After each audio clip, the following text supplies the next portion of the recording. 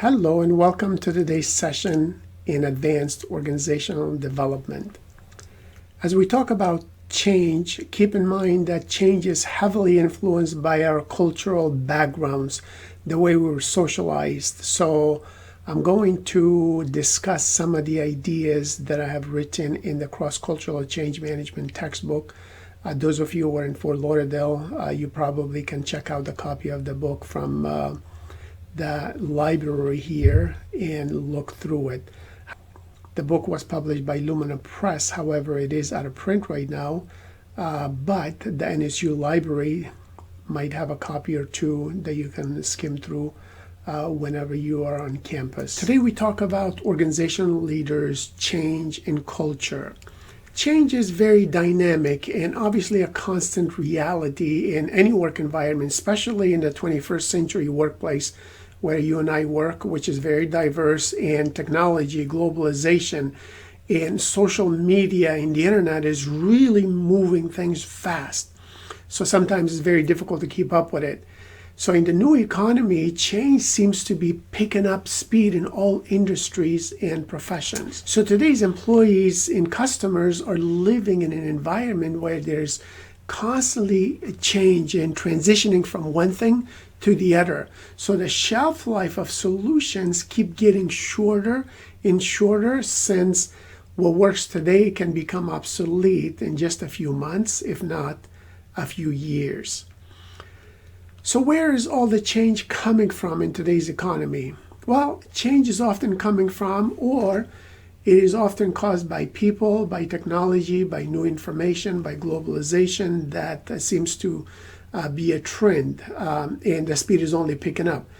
The growing population is dealing with new technology every day, which kind of feeds as well as sustains on itself. Experts suggest that it is best to think of technological change as something that keeps multiplying on a continuous basis every single month, every single year. Still, another source of this rapid change is knowledge and information, which seems to be doubling maybe every 2 to about 4 years. Some of the commonly addressed sources of change for business can include changes in the nature of the workforce, economy, social trends, politics, leadership, management, organizational structures, products, services, even your customers' needs, and demands that customers have in the location where the firm actually produces or offers products. So think about offshoring and going abroad, outsourcing quite often from our own cities to another city, or internationally in some cases. So these are various sources of change, and change can impact individuals, cultures, economies, countries, societies. And change can impact you and I as people either positively or negatively.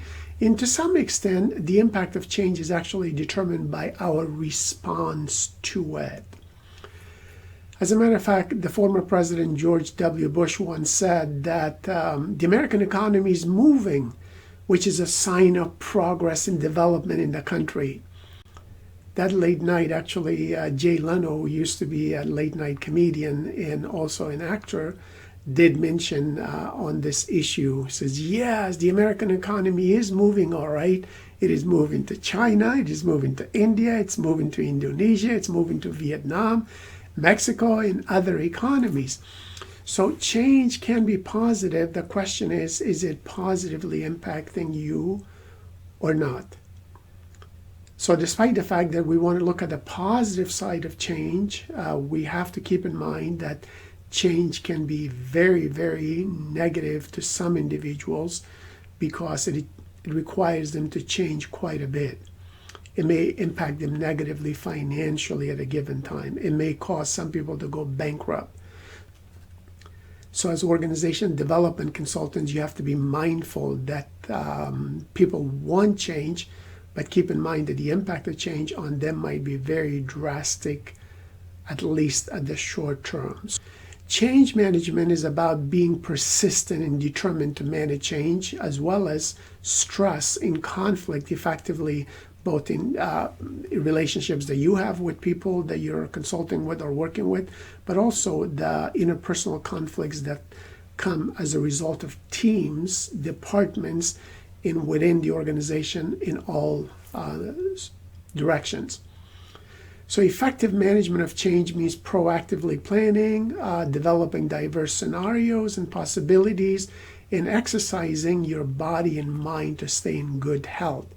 Because sometimes change management can require long hours and obviously stressful interactions with others. There's a proverb that says those who do not find time to exercise will have to find time for being sick and being ill. In other words, they will not be able to go to work. So those who don't find time to gain the right skills and get the education needed will have to spend time dealing with a lot of resistance when they're managing change or transitioning to a new desired state of being. Daryl Conner, in his book, Managing at the Speed of Change, mentioned that people in each country do demonstrate certain cultural idiosyncrasies in the way they respond to change. But the basic human reactions to change seem to be very similar for everyone across cultures.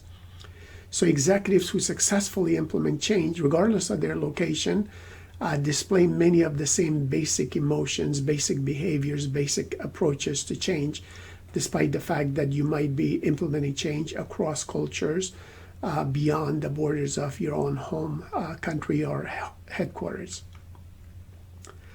While some people demonstrate resiliency in their leadership style in change management, others are influenced by many uncertainties and the negativity, the social biases, and the stereotypes that they might face during the change process, or maybe the knowledge, information that they have already within themselves might prevent them from implementing change quickly or starting with it.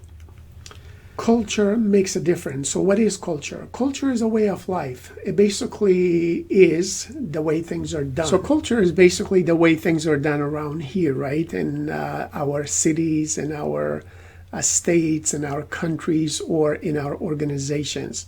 It is basically a shared system of symbols, beliefs, attitudes, values, expectations, and behaviors that people within one locality, one department, one organization, or one city tend to demonstrate that makes them a little bit different from everybody else.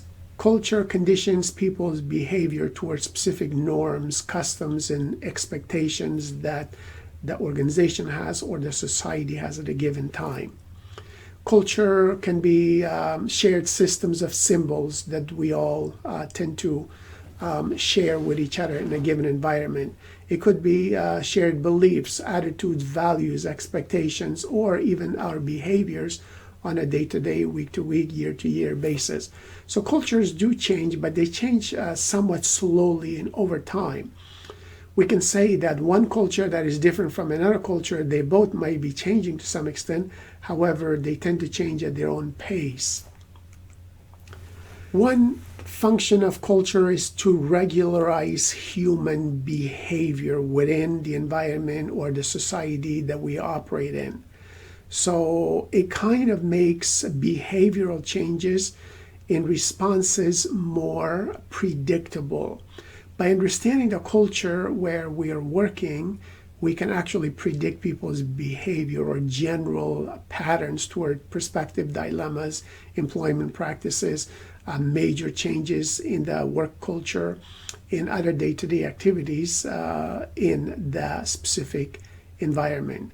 So when it comes to change in culture, we need to keep in mind that every individual comes from a society that conditions him or her to respond to challenges based on the specific values and customs of his or her upbringing. And those years of socialization, especially when we were teenagers, tend to be a very strong influence the way we respond to change, the way we respond to different dilemmas that we might face in the workplace. So people of some culture value change in new experiences, while others value consistency and predictability. So if you're brought up in a culture where you do encourage people to think out of the box and do things very differently or experience new ways of doing things, that is fine. You'll respond to change more positively. On the other hand, if you're brought up in a culture that basically cherished being predictable and being consistent, that means change does not come so easy to you or those individuals that work with you. So thereby, we need to be mindful of that and prepare people appropriately based on their cultural conditioning. Because these cultural differences do accompany all of us in the workplace. Thereby, it leads to diverse responses and at times resistance to change that can be very strong. Organizational cultures can be sometimes very strong and predictor of employees' behavior as well. So the longer you stay with an organization, the more likely you'll behave according to their values or the shared values that everybody seems to be operating based upon. So what are organizational cultures? Well, organizational cultures are, again, the way things are done within a specific organization. And those organizational cultural norms are passed on to new employees through behavior of existing employees, as well as what top management role models or expects of all the employees. New employees learn the culture and become inculcated into it by observation and reinforcement of certain rewards. Each organization has its own unique culture that makes it different from others. So change in the organization's culture requires commitment, training, and new beliefs being expected from everyone and being role modeled, especially by top managers in the organization. In cultures, whether they are within society or organizations, seem to be going through adjustments and changes and merging sometimes. So you're likely to run into convergence, divergence, and crossvergence of various cultures across organizations and societies. Convergence describes the merging of different cultures due to influence of globalization and other factors that tend to bring them into close contact with each other. On the other hand, divergence is the extent to which distinctiveness is exhibited by specific culture despite interaction with other cultures. Finally, crossvergence is the development of a new culture with its own characteristics that result from cultures that tend to interact with each other over time. So we need to change and grow in a sustainable manner. Today, there's a new way to do business, and that is to basically outthink your competitors every single day. Now, that outthink basically means go above and beyond what your customers expect from you as well as your competition. So this out-of-the-box thinking obviously becomes important. So this out-of-the-box thinking has to be done almost every single day to improve our jobs and be more responsive to our customers. This outthinking of the competition every single day is the key to survival and raising performance levels in the game to a higher level than what your competitors are actually offering. Today, we do not necessarily always need bigger companies and bigger cars and bigger warehouses and bigger trucks and bigger technologies or bigger computers and other such tangible assets to be competitive. Today, smaller and smaller groups of very, very bright and smart, dialogically focused OD consultants and employees can actually do a lot more than ever before when they work strategically, inclusively, toward a common vision that they all develop as a result of coming together, brainstorming, thinking out of the box, and obviously the goal would be to serve the customers better than they have ever done in the past and better than competitors. The first most decisive change for today's employees and managers is not necessarily social media, e-commerce, or the internet technology. It is their customers. It is their customers, because today's customer is more powerful than ever before. Customers are so powerful that they're making demands, and if we don't meet them, guess what? They go someplace else and we go bankrupt.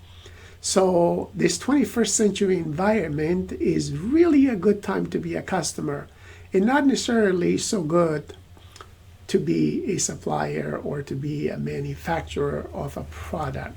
So we live in a world of overcapacity of almost everything. Think about the hundreds and thousands of different cars, vehicles operating on the roads today. Think about the variety of colors, brands, symbols associated with each of these, and the thousands and millions and sometimes billions of dollars that are spent on various products in terms of branding. So there's too much of everything that we really need today. This basically means that being an average product, being an average company, being an average performer is a good way to basically lose your job, to lose your company, to go bankrupt. So standing for average quality or service level or being an average size is a sure way to go bankrupt.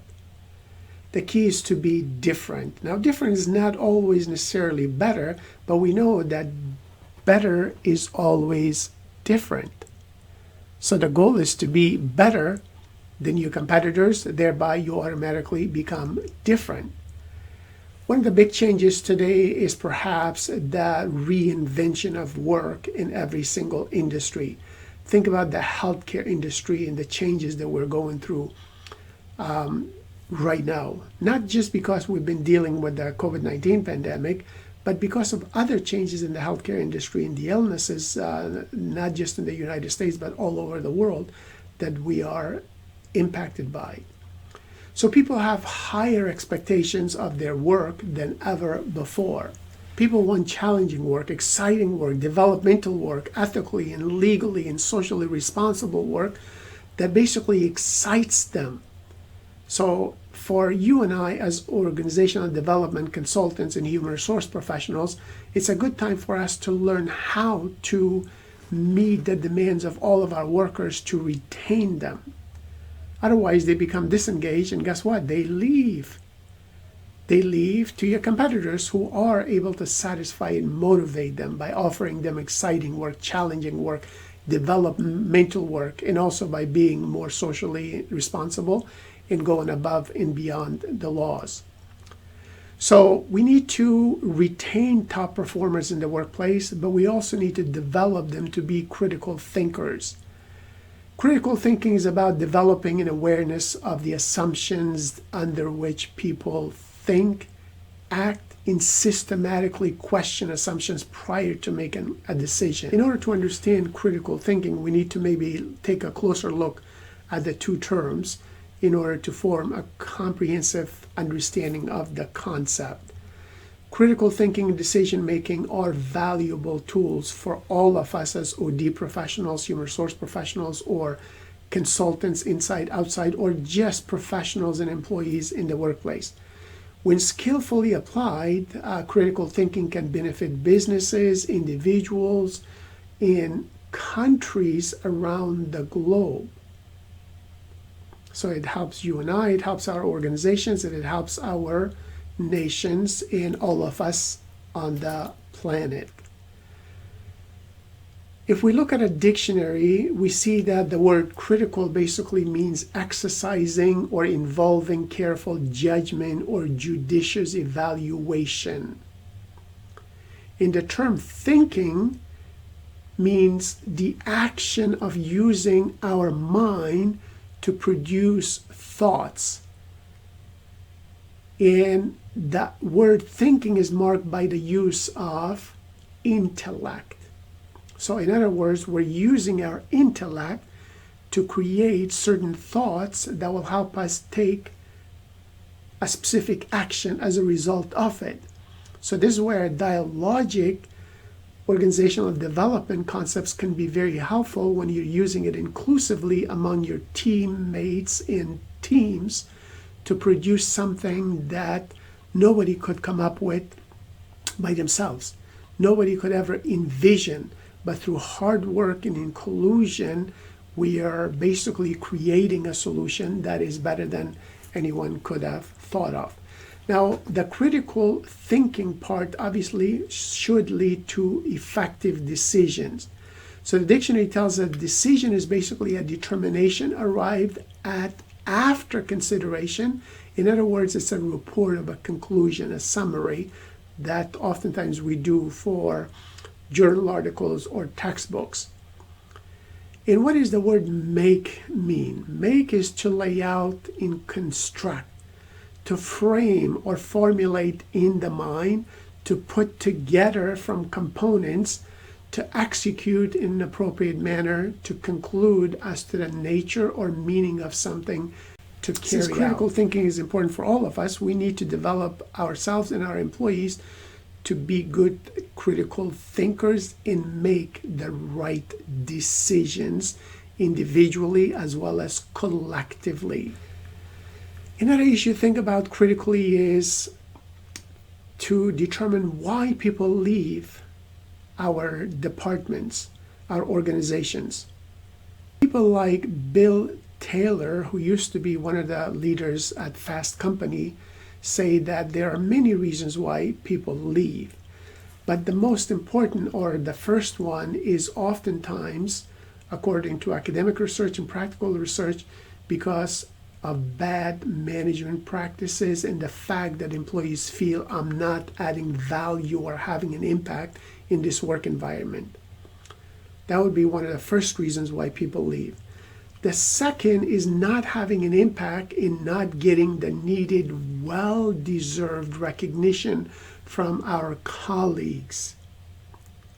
In other words, when people do a good job, we need to recognize those individuals and reinforce those good actions or decisions over and over again by providing some sort of recognition to them.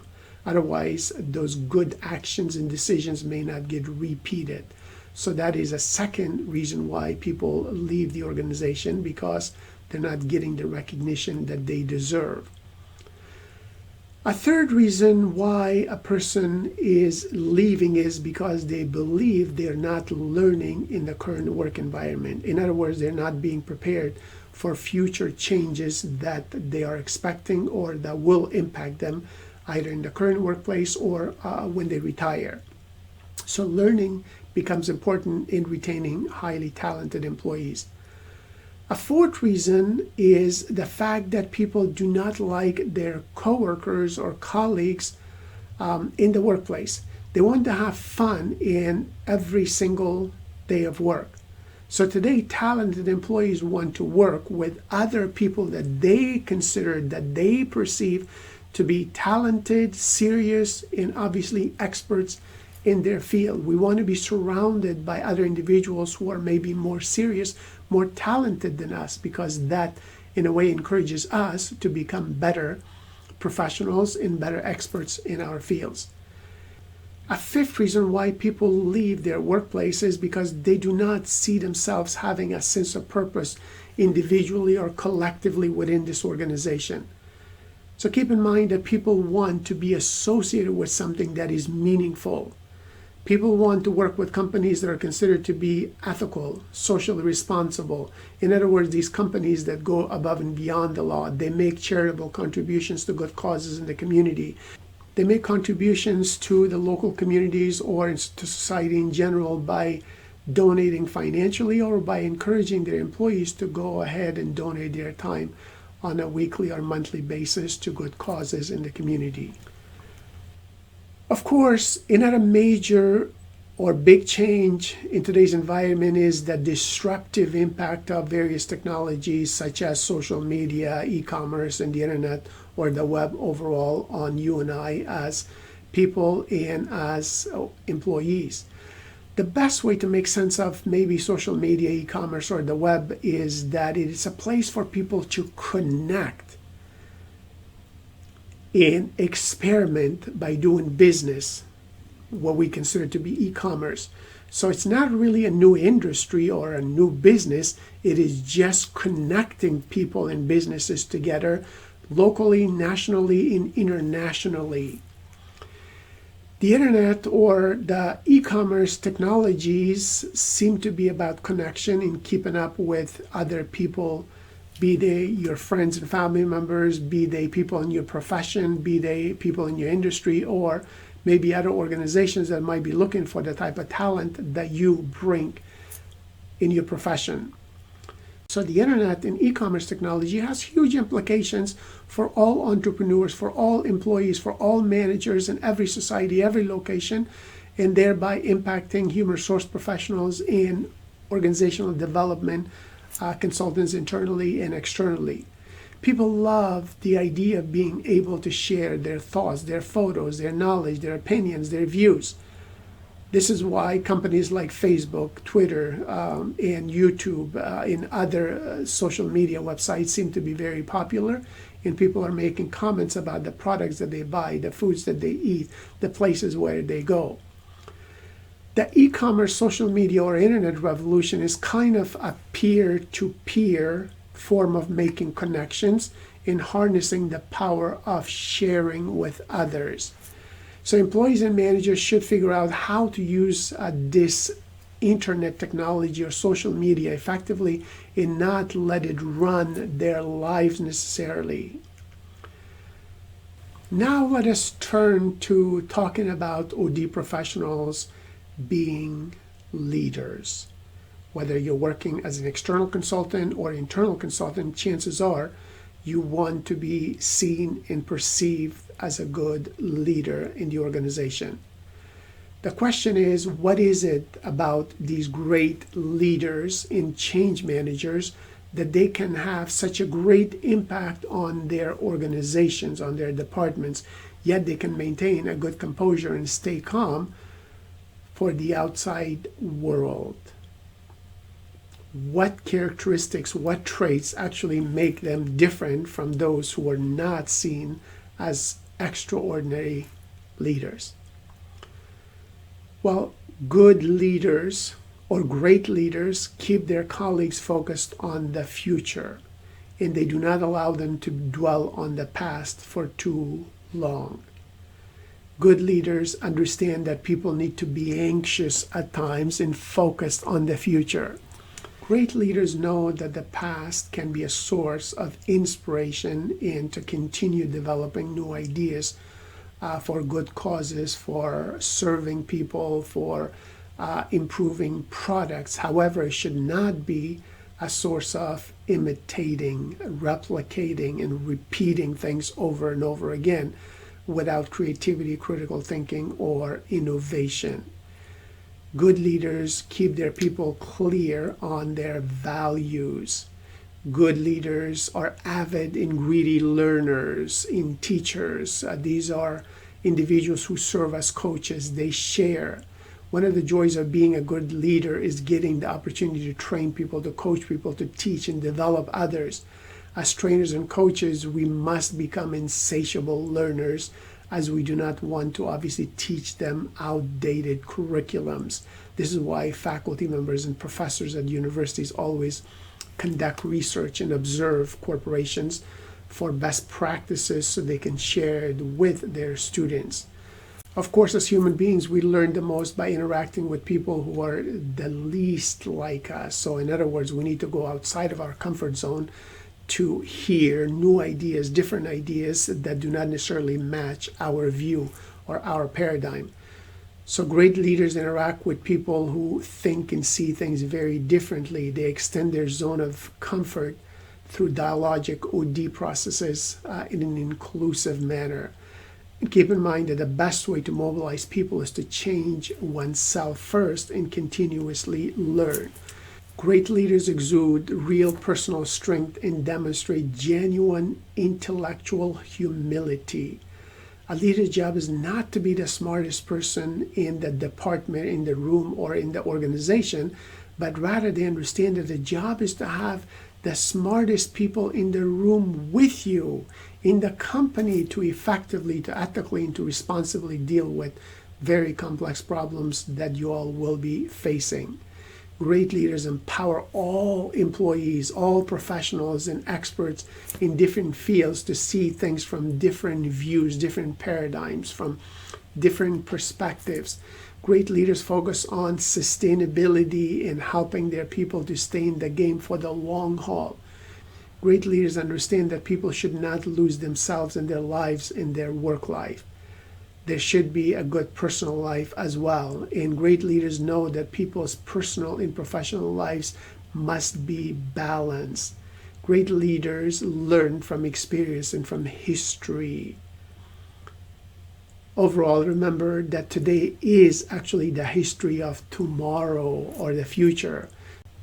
So you need to document what happens because it will shape the management thoughts of tomorrow. Try to write, try to reflect, try to apply, try to learn, try to share, try to coach others. And obviously my recommendation is try to write and publish your material for academic journal articles. If not academic journal articles, try to publish your material in practitioner type of journals in textbooks. In summary, we can say that change management training and continuous learning should be a mandatory activity for all organizational development professionals and all employees that are involved in making the organization better, especially if you're going to use certain diagnostic or dialogic OD practices. It is best to involve everybody so not only you get good input, but also people will be more committed because they understand it from the outset. So involve everyone in the learning process in the development of solutions because 2, 3, 4, 5 more heads are obviously always better than just a few. In summary, keep in mind that change management, training, and continuous learning should be a mandatory activity for all organizational development professionals and employees that are involved in making the organization better. Organizational development and change sort of go together. Organization development is much broader. Obviously, change is just one element of achieving organizational development. But anytime you're involved in OD projects, you're likely to be dealing with change today or tomorrow. So you should become not only a good change manager, but obviously an agent of change, a champion of change. As always, remember that organization development and change management is part of life. So we need to police, evaluate, and improve our consultancy and management skills on a regular basis at all times. Good luck. You need to plan and manage it effectively.